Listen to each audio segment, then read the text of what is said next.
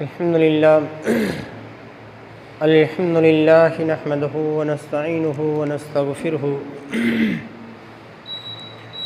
ونؤمن به ونتوكل عليه ونعوذ بالله من شرور أنفسنا ومن سيئات أعمالنا من يهده الله فلا مضل له ومن يضلل فلا هادي له وأشهد أن لا إله إلا الله وأشهد أن محمدًا عبده ورسوله فإن خير الحديث كتاب الله وخير الهدي هدي محمد صلى الله عليه وسلم وشر الأمور محدثاتها وكل محدثة بدعة وكل بدعة ضلالة وكل ضلالة في النار. أعوذ بالله من الشيطان الرجيم.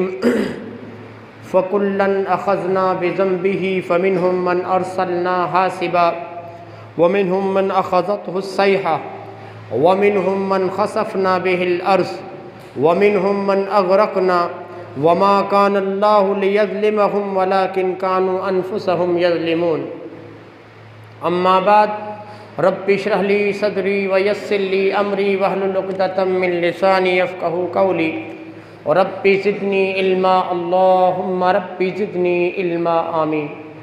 تمام قسم کی تعریف وحدہ لا شریک خالق کائنات مالک ارض و سما کے لیے ہیں، اور لاکھوں کروڑوں درود و سلام ہو سسی اقدس مقدس پر جن کا نام نامی اسم گرامی محمد اکرم صلی اللہ علیہ وعلی آلہ وصحبہ وبارک وسلم ہے. وہ ذات مقدسہ مبارکہ مطہرہ کہ رب العزت نے جنہیں رحمت کائنات بنا کر بھیجا، جن کے ذریعے اہل کائنات کی ہدایت و رہنمائی کا بندوبست فرمایا. برادران اسلام، میں نے آپ لوگوں کے سامنے خطبہ مسنونہ کے بعد سورہ عنکبوت کی ایک آیت پڑھی ہے، جس میں اللہ رب العالمین نے مختلف قوموں کو جو رب العالمین نے عذاب دیا، جو عذاب بھیج کر ان کو ہلاک کیا ہے ان کے گناہوں کی وجہ سے، اللہ رب العالمین نے اس آیت میں اسی چیز کو ذکر کیا ہے کہ ہم نے ان کو کیسے ہلاک کیا. فرمایا فَكُلًّا أَخَذْنَا بِذَنبِهِ، کہ ان میں سے ہر ایک کو ان کے گناہوں کی وجہ سے ہم نے اپنی پکڑ میں لے لیا، گرفت میں لے لیا. فَمِنْهُمْ مَنْ أَرْسَلْنَا حَاسِبًا، تو ان میں سے کسی کو ہم نے پتھروں کی بارش نازل کر کے ہلاک کیا. وَمِنْهُمْ مَنْ أَخَذَتْهُ الصَّيْحَةُ، کسی کو ہم نے ان میں سے کسی قوم کو زبردست چیخ و پکار ڈراؤنی آواز کے ذریعے ہلاک کیا. وَمِنْهُمْ مَنْ خَسَفْنَا بِهِ الْأَرْضَ، اور کسی کو ہم نے زلزلہ بھیج کر زمین میں دھسا دیا، زمین میں غرق کر دیا. وَمِنْهُمْ مَنْ أَغْرَقْنَا، اور کسی کو پانی میں ڈبو کر، زمین سے بھی پانی، آسمان سے بھی پانی برسا، پانی میں ڈبو کر ہلاک کیا. اور پھر آخر میں اللہ نے اپنا قانون ذکر کیا، وَمَا كَانَ اللَّهُ لِيَظْلِمَهُمْ، ہم نے ان پر ظلم نہیں کیا. اللہ نے فرمایا ہم نے، یہ معصوم نہیں تھے، یہ ایسا نہیں تھے کہ نیک لوگ تھے، ہم نے ایسے ہی ان کو ظلم نہیں کیا ہے، ایسے ہی ہلاک نہیں کیا. وَلَٰكِن كَانُوا أَنفُسَهُمْ يَظْلِمُونَ، بلکہ گناہوں کی وجہ سے ہم نے ان کو ہلاک کیا. گناہوں کی وجہ سے یہ اپنی جان پر، اپنے نفس پر گناہ کر کر کے یہ اپنے آپ کو ہلاک کر بیٹھے. دیکھیے اس آیت سے پہلے جو سورہ عنکبوت کی آیت ہے، اس سے پہلے اللہ نے قوم عاد کا ذکر کیا، قوم لوط کا ذکر کیا، قوم سمود کا ذکر کیا، پھر اللہ نے فرعون کا ذکر کیا، پھر قارون کا ذکر کیا. ان افراد کا اور ان مجرم قوموں کا ذکر کرنے کے بعد اللہ رب العالمین نے فرمایا کہ انہوں نے دنیا میں فساد مچایا، انہوں نے مجھ سے بغاوت اختیار کی، یہ گناہوں کے کاموں میں ملوث تھے.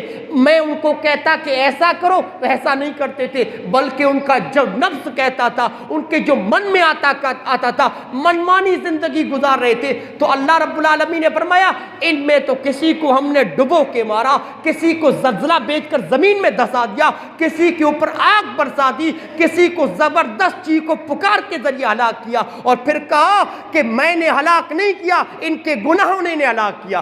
دو خطبہ جمعے سے میں آپ کو بتا رہا ہوں، دو خطبہ جمعہ. اور آج کا جو خطبہ ہے نا بڑا اہم ہے. بڑا اہم ہے دوستو۔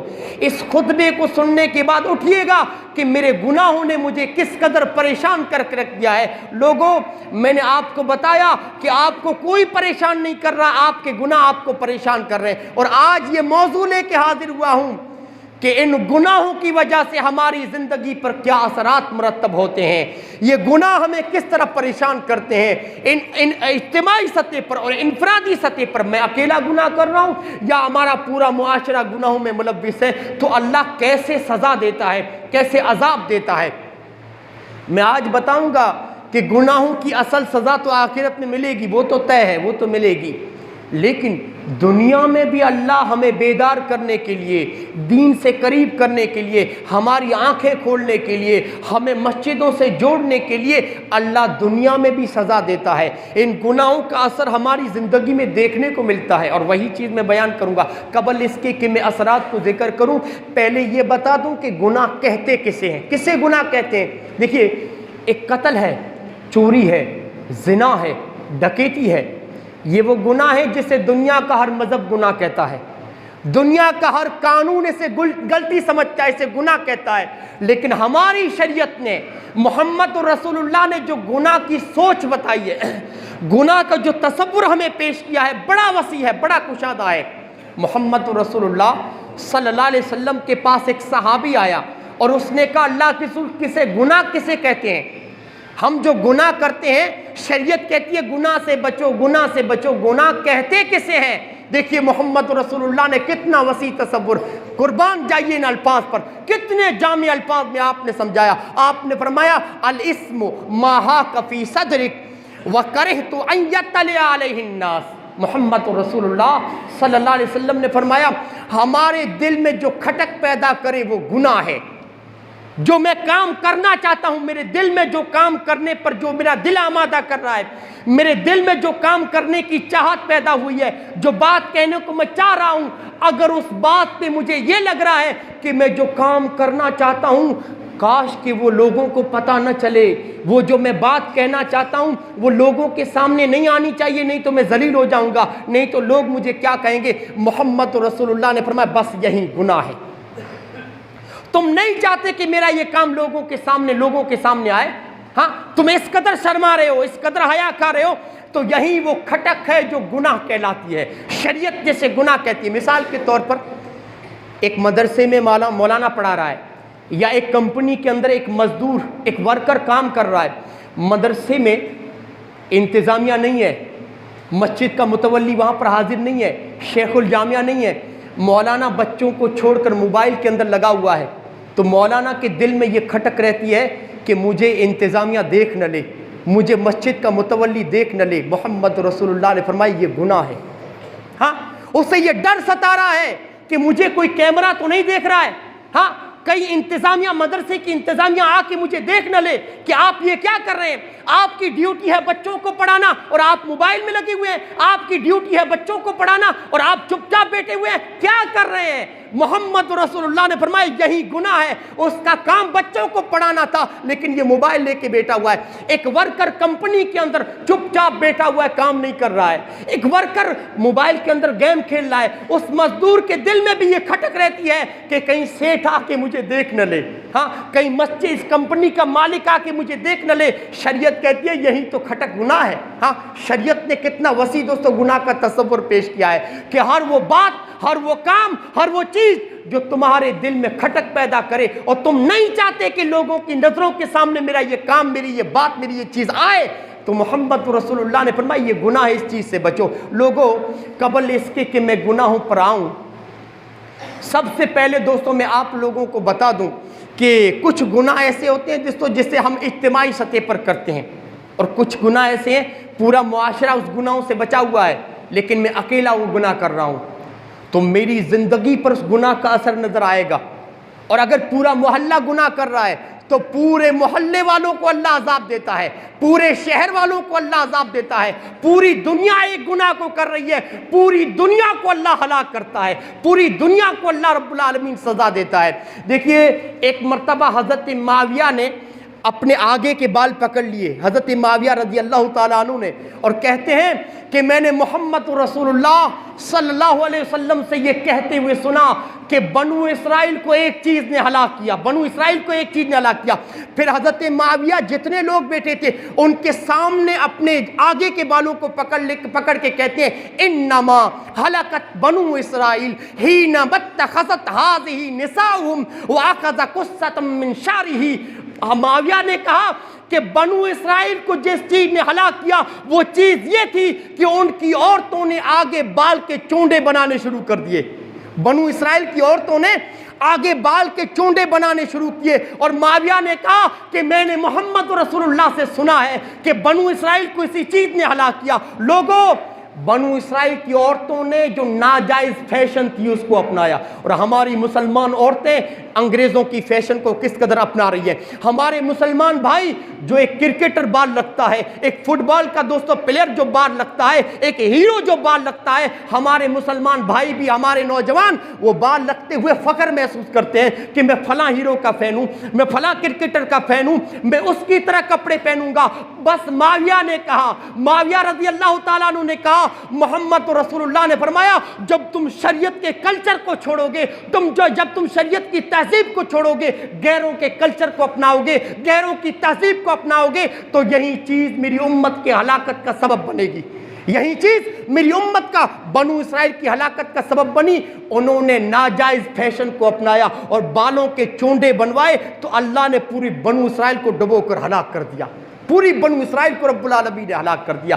یہی وہ چیز ہے جو لوگوں کی ہلاکت کا سبب بنتی ہے۔ ایک مرتبہ محمد رسول اللہ صلی اللہ علیہ وسلم نے فرمایا، یہ اجتماعی دوستوں اثرات کی بات کر رہا ہوں، ابھی انفرادی باتوں پر نہیں آیا، ابھی اجتماعی سطح پر اگر پوری امت گناہوں میں ملوث ہوتی ہے، اجتماعی سطح پر ہماری عملی صورت بگڑتی ہے، اجتماعی سطح پر ہم گناہ کے کام کرتے ہیں، اجتماعی سطح پر پوری امت مسجدوں سے دور ہو جاتی ہے۔ محمد رسول اللہ نے فرمایا، ترمذی کی حدیث ہے، آپ نے فرمایا جب تم امر بالمعروف کرنا چھوڑ دو گے، جب تم لوگوں کو نیکی کی طرف بلانا چھوڑ دو گے، گناہ کے کام تمہارے معاشرے میں ہو رہے ہیں، تم نہیں کہو گے کہ اللہ کے بندے رک جائیے، گناہ کے کام ہے، اس کی وجہ سے تم اللہ کو ناراض کرے ہو، ایسا کوئی بندہ میری امت میں نہیں بچے گا۔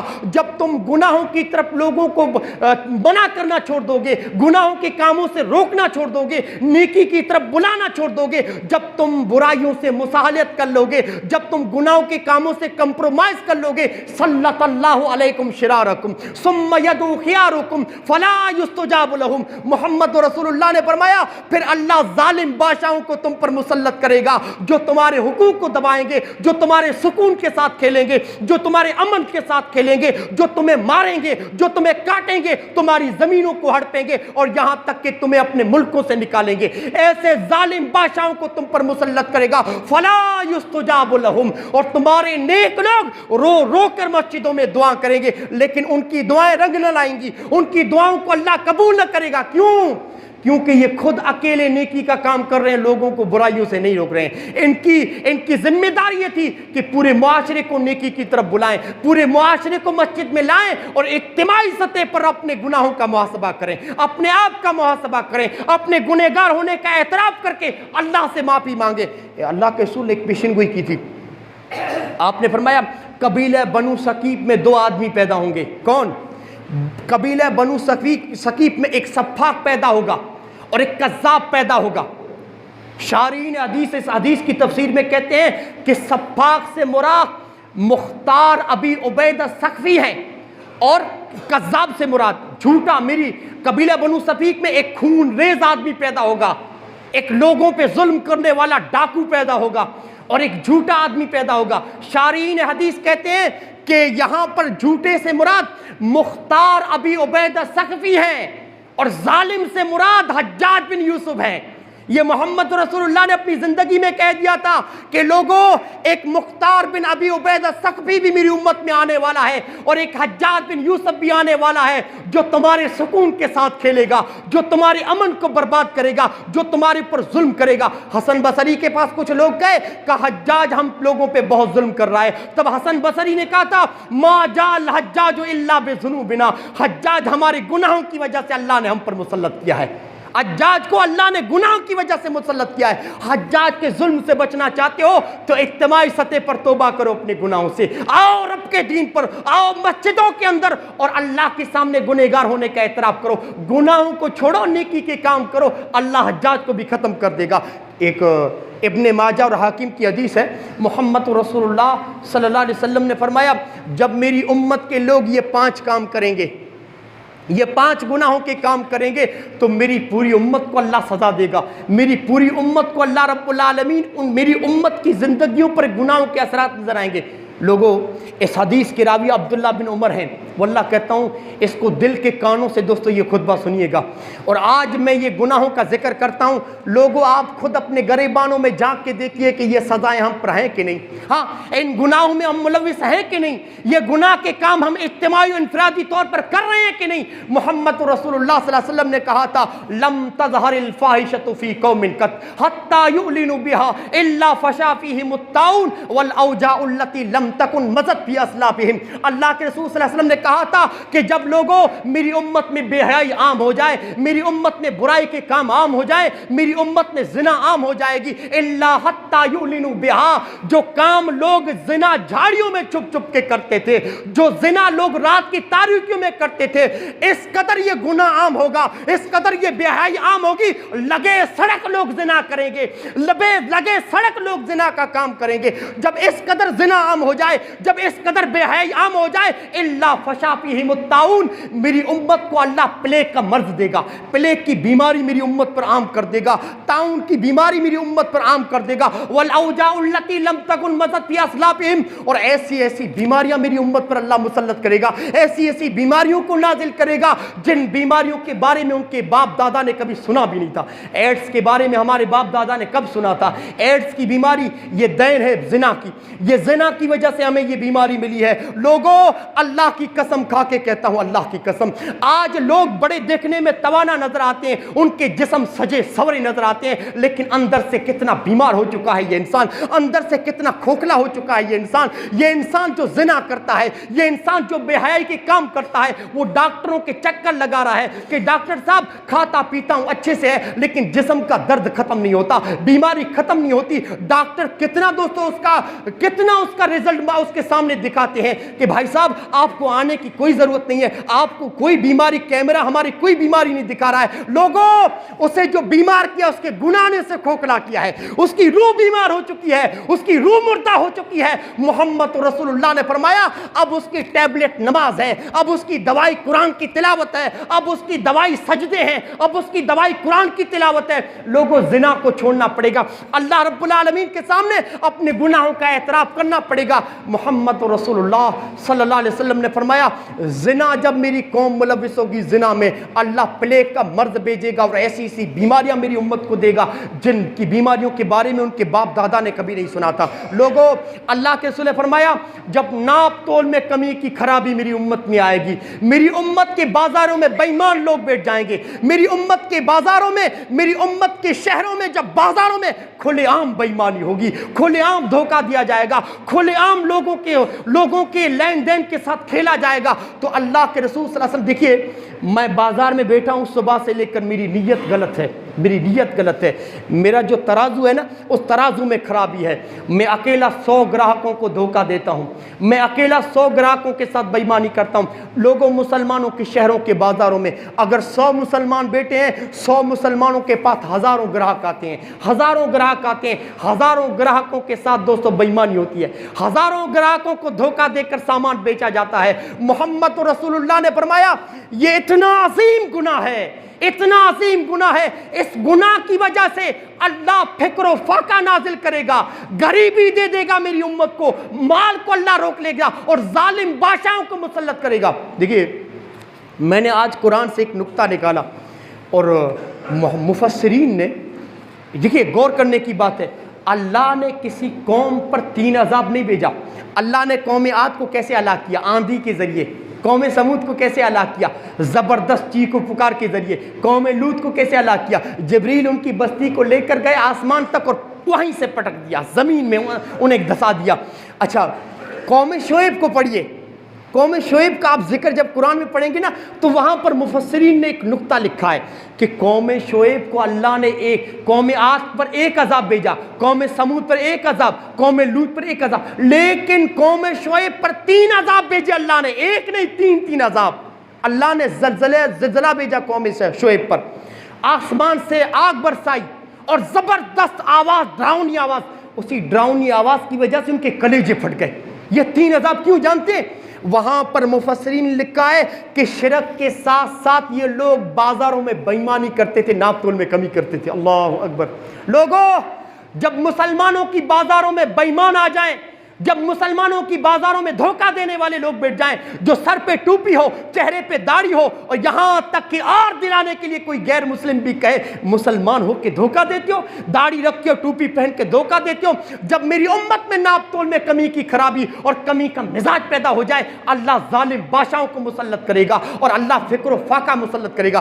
2 چیزیں ہو گئی۔ تیسری چیز، محمد رسول اللہ نے فرمایا جب میری امت کے مالدار لوگ زکوٰۃ نہیں نکالیں گے، جب زکوٰۃ سے کنارہ کشی اختیار کریں گے، مالدار لوگ غریبوں کا خیال نہیں رکھیں گے، اپنے امیروں کے پاس یا بیت المال میں جب زکوٰۃ نہیں جمع کریں گے، محمد رسول اللہ نے فرمایا اللہ آسمان سے بارش کو روک لے گا، زمین کی برکتیں اللہ اٹھا لے گا، رب العالمین کی رحمت بند ہو جائے گی، آسمان سے اللہ بارش کو بند کر دے گا۔ 3 سال سے میں یہاں پر ہوں کچھ کے اندر، اور 3 سال سے میں دیکھ رہا ہوں کہ بارش نازل ہوتی ہے۔ محمد رسول اللہ نے کہا تھا لوگوں، اللہ کی قسم اگر اس زمین پر جانور نہ ہوتے نا تو اللہ ایک بوند پانی بھی نہ برساتا۔ تمہارے ساتھ چونکہ یہ گھونگے، یہ بے زبان جانور بھی تمہارے ساتھ ہیں، اللہ ان کے گھاس پھوس ان کے کھانے کے لیے بارش برساتا ہے، ورنہ تمہارے تو کرتوت ایسے ہیں، تمہارے تو اعمال ایسے ہیں کہ اللہ آسمان سے ایک بوند پانی بھی تمہیں نہ برسائے، تمہارے لیے برسائے۔ ہاں، یہ تو گایوں کے لیے، یہ تو بکریوں کے لیے، یہ اونٹوں اور گھوڑوں کے لیے، ان کے لیے اللہ برساتا، اس کی وجہ سے تم بھی سیراب کرتے جاتے ہو۔ ورنہ میں دیکھ رہا ہوں کہ اللہ رب العالمین جنگلوں پر تو پانی برساتا ہے، لیکن ہم جب کھیت میں بیج ڈالتے ہیں، ہمارے کھیت میں جو اناج تھوڑا سا بڑا ہوتا ہے، اللہ پھر بارش برسا کے ہمارے کھیتوں کو برباد کر رہا ہے۔ اور یہ کون لوگ ہیں؟ یہ وہ لوگ ہیں جو زکوٰۃ نہیں نکالتے، یہ وہ لوگ ہیں جو غریبوں کا خیال نہیں رکھتے۔ اللہ، میں 3 سال سے دیکھ رہا ہوں کہ اللہ ان کی کھیتیوں کو برباد کر رہا ہے، لیکن ابھی بھی یہ بیدار نہیں ہو رہے ہیں کہ اللہ بارشوں کو کیوں روک رہا ہے، اور اللہ جانوروں کے لیے بارش بھیج کے ہمارے کھیتوں کو کیسے برباد کر رہا ہے۔ اللہ کرے کہ ان کی آنکھیں کھل جائیں، اللہ کرے کہ یہ بیدار ہو جائیں۔ اور اللہ کے رسول نے کہا تھا لوگوں، چوتھی چیز سن لو، جب میری امت کے لوگ مجھ سے اللہ رب العالمین سے کیا ہوا وعدہ توڑیں گے۔ کون سا وعدہ؟ اللہ سے ہمارا وعدہ یہ ہے، اے اللہ ہم تیرے ساتھ کسی کو شریک نہیں ٹھہرائیں گے اور تیری ہی عبادت کریں گے، یہ وعدہ اللہ سے۔ اور محمد رسول اللہ سے کیا وعدہ کیا ہے؟ اے اللہ کے رسول، عبادت تو اللہ کی کریں گے، لیکن عبادت کا طریقہ وہ ہوگا جو آپ کا ہے، آپ کی اطاعت کریں گے، آپ کی پیروی کریں گے۔ جب لوگ اللہ کی عبادت چھوڑیں گے اور میری اطاعت و پیروی کا راستہ چھوڑیں گے تو میری امت پر محمد رسول اللہ نے فرمایا اللہ ظالم بادشاہوں کو مسلط کرے گا۔ ہاں، کتنی روایات میں آتا ہے کہ ظالم بادشاہ، اور ہو چکا ہے وہ چیز دوستو، ظاہری طور پر ہماری آنکھوں کے سامنے، کوئی ڈکی چھپی چیز نہیں ہے۔ اور آخری چیز اللہ کے رسول نے فرمایا جب مسلمان ملکوں میں مسلمان حکمراں، مسلمان بادشاہ، مسلمان حاکم قرآن کو چھوڑ کر منمانی فیصلے کریں گے، قرآن کو اپنا دستور حیات نہیں بنائیں گے، جب مسلمان کنٹریوں میں ایسی چیز ہو کہ اسلامی نظام کے علاوہ کوئی اور نظام چل رہا ہو، تو اللہ ان بادشاہوں کو آپس میں لڑائے گا، مسلمان بادشاہوں کو آپس میں لڑائے گا، پھوٹ ڈالے گا اور اسلامی سلطنت کو برباد کرے گا، ان بادشاہوں کو رب العالمین برباد کرے گا۔ لوگوں، وقت ختم ہوتا جا رہا ہے۔ اجتماعی دوستو یہ باتیں تھی، کچھ باتوں کو چھوڑ کر میں انفرادی طور پر آتا ہوں۔ آج جو چیز ہے نا، وہ انفرادی دوستو چیزوں کی ضرورت ہے۔ لوگوں، گناہوں کی وجہ سے سب سے پہلی چیز کیا معلوم ہے؟ مخلوق اگر گناہ کرتی ہے نا، ہم جب اپنے خالق کی نافرمانی کرتے ہیں نا، تو اللہ مخلوق کے دلوں میں ہمارے لیے نفرت بٹھا دیتا ہے، مخلوق کے دل میں اللہ ہمارے لیے نفرت بٹھا دیتا ہے۔ دیکھیے، محمد رسول اللہ کی حدیث ہے کہ تقوی اور ایمان اور نیک عمل کے ذریعے اللہ مخلوق کے دلوں میں ہماری محبت بٹھا دیتا ہے۔ اللہ رب العالمین جبریل سے کہتا ہے، اے جبریل، یہ دنیا میں جو فلاں بندہ گھوم رہا ہے نا، میں اس سے محبت کرتا ہوں، تو بھی اس سے محبت کر۔ جبریل اس سے محبت کر کے پھر جبریل آسمان پہ آواز لگاتا ہے، او آسمان کے فرشتوں، اللہ دنیا میں فلاں بندے سے محبت کرتا ہے، تم بھی اس سے محبت کرو۔ آسمان کے سارے فرشتے اس سے محبت کرنے لگتے ہیں۔ پھر جبریل زمین پر آواز لگاتا ہے، او کائنات کے لوگوں اور زمین کے باسیوں اور زمین پہ بسنے والے لوگوں، اللہ اور فرشتے اس بندے سے محبت کرتے ہیں، تم بھی اس سے محبت کرو، تم بھی اس سے محبت کرو۔ زمین کے تارے لوگ، زمین کے سارے، اس کائنات میں بسنے والے سارے لوگ اس سے محبت کرنے لگتے ہیں۔ لوگوں، اسی طرح جس طرح تقوی اور ایمان کی وجہ سے ساری مخلوق اس سے محبت کرتی ہے، ٹھیک اسی طرح اور رب کی نافرمانی کی وجہ سے، گناہوں کی وجہ سے، اللہ کی قسم ہر آدمی ہم سے نفرت کرتا ہے۔ اللہ لوگوں کے دلوں میں ہمارے لیے کراہت اور نفرت بٹھا دیتا ہے۔ گنہگار انسان آتا ہے نا تو لوگ بھاگنے لگتے ہیں، نفرت کرنے لگتے ہیں۔ کوئی نہیں چاہتا کہ میں گنہگار کے بغل میں 1 منٹ کے لیے بھی بیٹھ جاؤں، اس سے مصافحہ کر لوں۔ وہ یہ چاہتا ہے کہ گنہگار انسان سے میرا کبھی پالا نہ پڑے، وہ میری آنکھوں کے سامنے نہ آئے۔ اس قدر اللہ نفرت بٹھاتا ہے۔ دیکھیے، اسلاف میں سے علماء سلف میں سے کسی نے کہا ہے کہ جب میں اللہ کی نافرمانی کرتا ہوں نا تو اس نافرمانی کا اثر گھر میں بیوی کی نافرمانی کی شکل میں دیکھتا ہوں اور سفر میں گھوڑے کی سرکشی کی شکل میں دیکھتا ہوں۔ یہ علماء سلف میں سے کسی نے کہا کہ اللہ کی قسم جب بھی میں نے گناہ کا کام کیا، جب بھی میں نے نافرمانی کی تو فوراً اپنی زندگی پر اس کا اثر دیکھتا ہوں۔ کیسے دیکھتا ہوں؟ گھر میں فوراً میری بیوی میری نافرمانی کرتی ہے، اور جب سفر پہ نکلتا ہوں تو گھوڑا میری بات نہیں مانتا، یہاں تک کہ اللہ جانوروں کے دلوں میں اس کی نافرمانی کا جذبہ بٹھا دیتا ہے۔ ہاں، کس قدر علماء سلف نے دوستو اس چیز کو پہچانا اور کس قدر گناہوں کا اثر انہوں نے اپنی زندگیوں میں دیکھا۔ اگر آپ میں سے آپ یہ دیکھ رہے ہیں کہ ہماری اولاد ہماری نافرمان ہے، ہمارے بچے ہمارے نافرمان ہیں، تو لوگوں اپنی زندگیوں کا جائزہ لو، اپنی زندگیوں کو جائزہ لو اور دیکھو کہ کہیں ہم رب کی نافرمانی تو نہیں کر رہے ہیں۔ اگر نافرمانی کر رہے ہیں تو رب کی فرما برداری کریں، گناہوں سے توبہ کریں، اور پھر دیکھیے آپ کی اولاد بھی آپ کی فرما بردار بن جائے گی، آپ کی اہلیہ بھی، اور دنیا کے سارے لوگ آپ سے محبت کرنے لگیں گے۔ دوستو، یہی تو لاجک ہے، یہی تو اثر ہماری زندگیوں پہ دیکھنے کو ملتا ہے کہ جب بھی خالق کی یہ مخلوق نافرمانی کرے گی، ساری مخلوق کے دل میں اللہ رب العالمین اس کے لیے نفرت کے جذبات بٹھا دیتا ہے۔ لوگوں، یہ جو گناہوں کے کاموں ہیں نا، گناہوں کے جو کام ہیں، اللہ رب العالمین جو روزی کے دروازے کھولتا ہے نا، یہ بیچ میں آ جاتے ہیں گناہوں کے کام۔ یہ روزی سے ہماری عملی زندگی اور روزی کا بہت گہرا تعلق ہے، بہت گہرا تعلق۔ ہم جیسے ہی گناہوں کے کاموں میں ملوث ہوں گے، اللہ رب العالمین غریبی مسلط کر دے گا، رزق کو روک لیتا ہے، رحمت و برکتوں کے دروازوں کو اللہ بند کر دیتا ہے۔ جس طرح اللہ رب العالمین نے فرمایا، وَلَوْ أَنَّ أَهْلَ الْقُرَىٰ لَوْ آمَنُوا وَاتَّقَوْا لَفَتَحْنَا عَلَيْهِمْ بَرَكَاتٍ مِّنَ السَّمَاءِ وَالْأَرْضِ۔ اللہ نے فرمایا اگر یہ بستی کے لوگ ایمان لے آئیں، اگر یہ بستی کے لوگ ایمان لائیں اور اللہ رب العالمین سے ڈریں، تو اللہ زمین و آسمان سے برکت کے دروازے کھول دے گا، اللہ ان کے لیے روزی کے دروازے کھول دے گا۔ اگر انہوں نے نافرمانی کی، گناہوں کے کاموں میں ملوث ہوئے، تو ہم ان پر فکر و فاقہ مسلط کر دیں گے۔ محمد رسول اللہ صلی اللہ علیہ وسلم نے فرمایا کہ بسا اوقات ایک آدمی اپنے گناہوں کی وجہ سے اس رزق سے محروم ہو جاتا ہے جو رزق اللہ نے اس کے لیے لکھا ہے، اس کی مقدر میں لکھا ہے، لیکن گناہوں کی وجہ سے اللہ نہیں دے رہا ہے۔ کچھ مال اللہ نے اس کی قسمت میں لکھا ہے، لیکن گناہوں کی وجہ سے مایوس ہو جاتا ہے، اس سے محروم ہو جاتا ہے۔ بہت ساری روزی ایسی ہوتی ہے، محمد رسول اللہ نے فرمایا صرف انسان اپنے گناہوں کی وجہ سے اس روزی سے محروم ہو جاتا ہے۔ اور لوگوں، تیسری چیز، لذت بندگی ہماری زندگی سے ختم ہو جاتی ہے۔ ہمیں گناہ کے کام کرتے ہوئے کبھی عبادت میں، نماز میں ہمیں کبھی مزہ نہیں آئے گا۔ اس لیے اس چیز کو آپ لکھ لیجئے، نیکیوں پر کبھی ہمارا دل دوستوں آمادہ نہیں ہوگا، کبھی رغبت پیدا نہیں ہوگی، کبھی نہیں۔ شیخ الاسلام امام ابن تیمیہ کا ایک قول سناتا ہوں، انہوں نے حدیث سے ایک نقطہ لیا ہے۔ انہوں نے کہا کہ محمد رسول اللہ نے فرمایا کہ جس آدمی کے گھر میں کتے بندے ہوں، رحمت کے فرشتے اس گھر میں نہیں آتے۔ جس آدمی کے گھر میں کتا بندہ ہو اور رحمت کا فرشتہ اس کے گھر میں داخل نہیں ہوتا، تو امام ابن تیمیہ کہتے ہیں کہ فَكَيْفَ يَدْخُلُ الْعِلْمُ الَّذِي هُوَ نُورُ اللَّهُ عَزَّ وَجَلَّ فِي قَلْبِ فِيهِ كِلَابُ الشَّهَوَاتِ۔ لوگوں، جس گھر میں کتا بندہ ہو اس گھر میں رحمت کے فرشتے نہیں آتے۔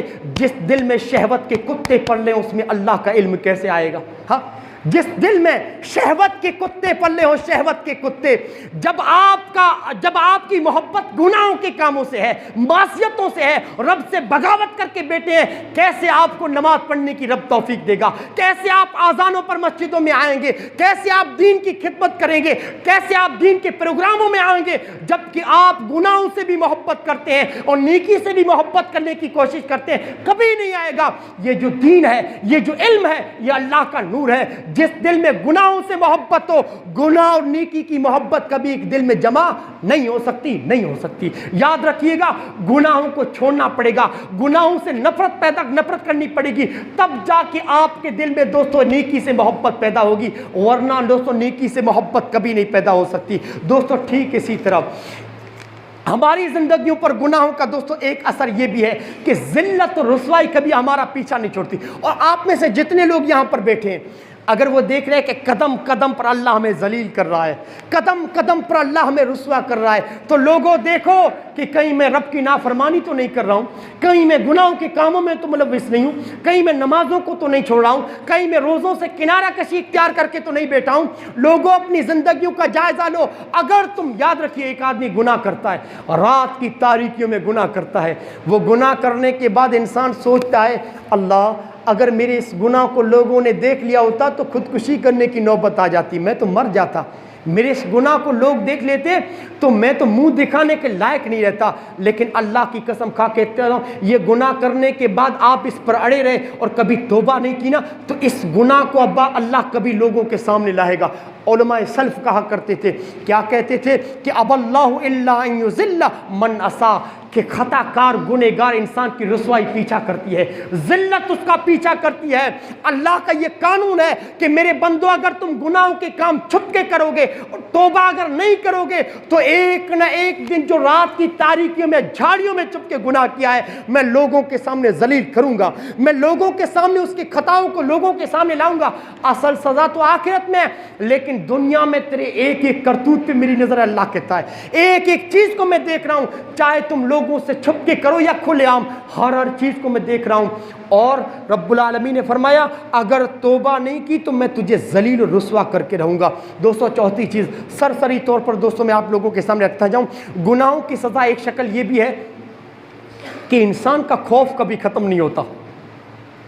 یہ تجربے کی بات بول رہا ہوں دوستو، آپ خود دوستو تجربہ کر کے آپ نے دیکھا ہوگا، گناہ میں تھوڑی دیر مزہ ہے، لیکن اس کے بعد انسان سوتا ہے تو بھی ڈر رہا ہوتا ہے، اس کے بعد انسان بیداری کی حالت میں ہوتا ہے تب بھی پریشان ہوتا ہے۔ اللہ کی قسم وقتی لذت ہے گناہ میں، اس کے بعد پریشان ہونا ہے، اس کے بعد انسان خوف کی نفسیات میں جیتا ہے، ڈر کے ماحول میں جیتا ہے، خوف کے ماحول میں جیتا ہے۔ وہ سو رہا ہے تب بھی ڈر رہا ہے کہ میں جو گناہ کر بیٹھا ہوں کہیں لوگوں کو پتہ نہ چل جائے، وہ جاگ رہا ہے تب بھی ڈر رہا ہے کہ میں جو گناہ کیا ہوں کسی کو پتہ نہ چل جائے۔ سکون ختم ہو جاتا ہے، اطمینان ختم ہو جاتا ہے، چین اس کی زندگی سے لٹ جاتا ہے۔ یاد رکھیے گا اللہ رب العالمین کا یہ قانون ہے اور رب کا اصول ہے، الا بذکر اللہ تطمئن القلوب، جو دلوں کا سکون ہے نا وہ اللہ کے ذکر میں ہے، وہ نمازوں میں ہے، وہ تقوی میں ہے، وہ ایمان میں ہے، وہ ہماری ریاضتوں میں ہے۔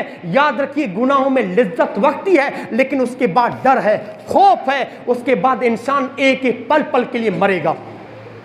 دوگو اگر اپنے دلوں کا سکون چاہتے ہو، اگر آپ کشادہ ایک دم کھل کے امن کی فضا میں جینا چاہتے ہو تو گناہوں کے کاموں کو چھوڑ کر رب العالمین کے ذکر کے ساتھ نیکی پر دوستو استقامت کے ساتھ ڈٹے رہنے کے بعد جیو، اور پھر دیکھو کہ کس طرح آپ کی زندگی رب العالمین خوشحال بناتا ہے اور کس طرح آپ ایک دم سلامتی اور امن کی فضا میں آپ جیتے ہیں۔ اسی طرح دوستو گناہوں کی وجہ سے انسان جسمانی طور پر بیمار ہو جاتا ہے۔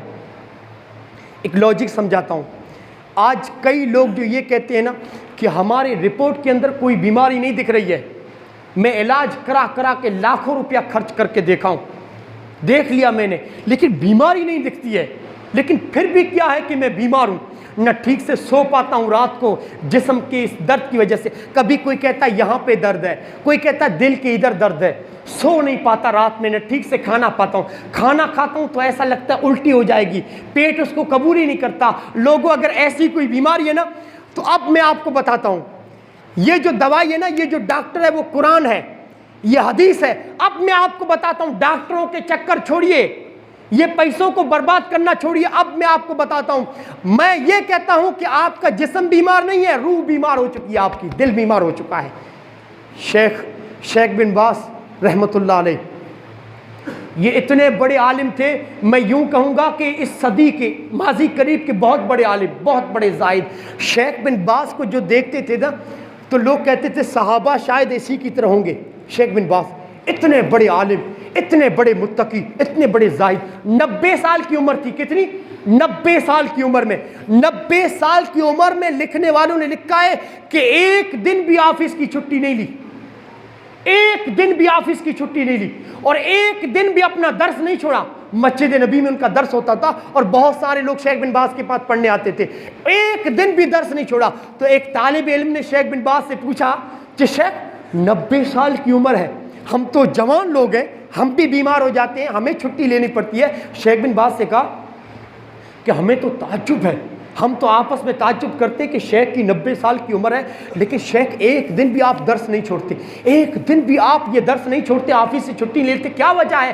شیخ بن باز نے کہا بیٹے اگر روح جوان ہے نا تو جسم کا بڑھاپا نقصان نہیں دیتا۔ اللہ اکبر، کتنی بڑی بات کہی کہ اگر دل جوان ہے، روح اگر جوان ہے، روح تندرست ہے، روح مضبوط ہے، روح توانا ہے تو جسم کا بڑھاپا کوئی تکلیف نہیں دیتا، جسم کا بڑھاپا کوئی نقصان نہیں دیتا۔ لوگوں جو ڈاکٹروں کے چکر لگا رہے ہیں، جو کہتے ہیں بیماری دکھتی نہیں ہے، میں ان کو کہتا ہوں تمہارا روح بیمار ہو چکا ہے، تمہاری دل بیمار ہو چکی ہے۔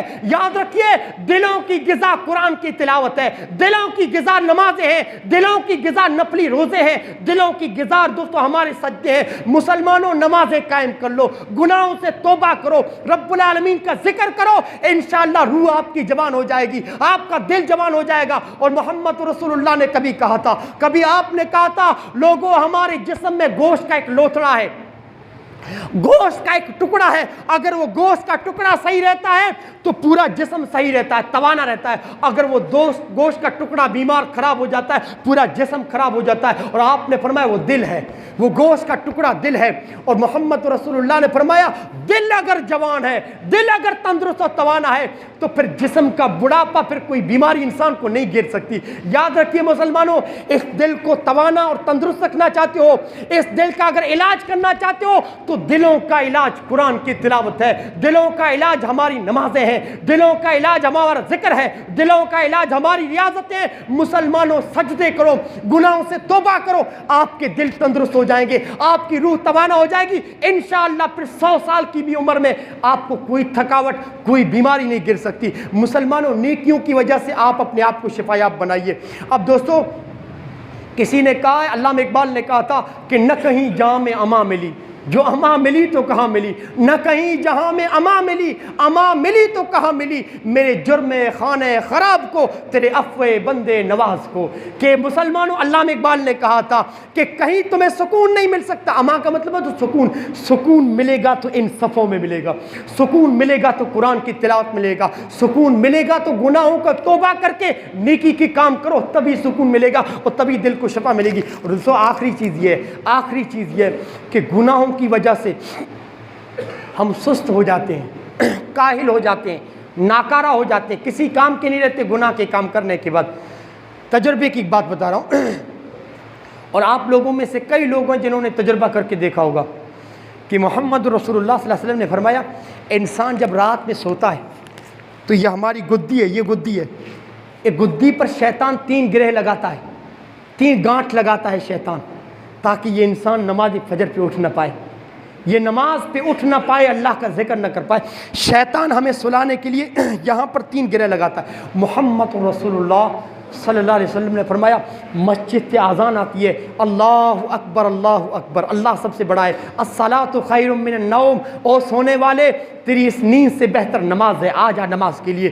اللہ کے رسول نے فرمایا نمازی انسان، اللہ سے ڈرنے والا انسان اٹھتا ہے، اپنی چادر کو پھینکتا ہے اور کہتا ہے الحمدللہ الذی احیانا بعد ما اماتنا والیہ النشور۔ اٹھنے کے بعد جب نیند سے بیدار ہونے والا، نماز فجر کے لیے جاگنے والا جب اٹھتا ہے تو ایک گرہ کھول جاتی ہے، ایک گانٹ کھل جاتی ہے جو شیطان نے دی ہے.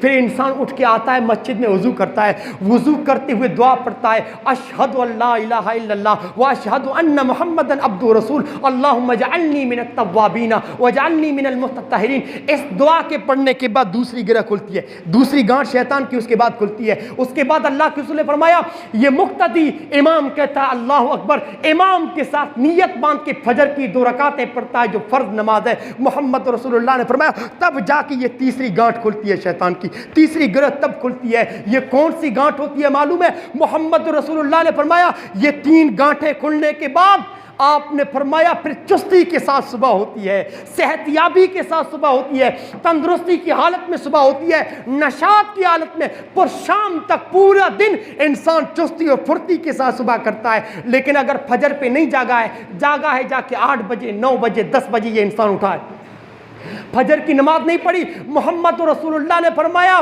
پھر اسے سستی, کاہلی اور ناکاری اللہ کے رسول پر اس کو گھیر لیتی ہے. پورا دن ایسا لگتا ہے جیسے نحوست اس کے چہرے پہ ٹپک رہی ہو, کیونکہ یہ تینوں گانٹیں نہیں کھلتی نا. یہ شیطان نے گانٹیں لگائی نا, نماز کے فجر نہیں پڑھتے نا, تو یہ تینوں گانٹیں برقرار رہتی ہیں, یہیں پر بڑی رہتی ہیں. محمد رسول اللہ نے فرمایا پھر یہ انسان سستی میں رہتا ہے, کوئی کام نہیں کر پاتا, ایک دم کاہل ناکارہ ہو جاتا ہے. اور آپ نے فرمایا اس کے چہرے کو اگر دیکھو, ایسا انسان جو 9-10 بجے اٹھتا ہے چہرے کو دیکھو ایسا لگتا ہے جیسے بیمار ہو, شام تک ایسے نحوست اس کے چہرے پہ رہتی ہے. محمد رسول اللہ کے فرمان میں کتنی سچائی ہے, آپ لوگوں نے تجربہ بھی کر کے دیکھا ہوگا. لوگوں شریعت کے ہر حکم میں سچائی کو رب العالمین نے کوٹ کوٹ کے بھر دیا ہے. دعا کرتا ہوں بار الہ سے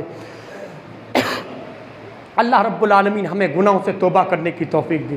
اللہ رب العالمین نیکی کے ہر کام میں ہمیں بڑھ چڑھ کر حصہ لینے کی توفیق دے. نیکی کا کام کوئی بھی ہو, کسی بھی قسم کا ہو, اللہ رب العالمین ہمیشہ ہمیں آگے رہنے کی توفیق دے. اے اللہ ہمیں گناہوں پر معافی مانگنے کی توفیق دے, ہمیں گناہوں سے بچا. اے اللہ گناہوں سے بچانے کی تو ہی توفیق دے سکتا ہے. ہمیں ہر گناہ کے کام سے بچا, نیکی کے ہر کام میں بڑھ چڑھ کر حصہ لینے کی توفیق دے. آمین ثم آمین. السلام علیکم ورحمۃ اللہ وبرکاتہ.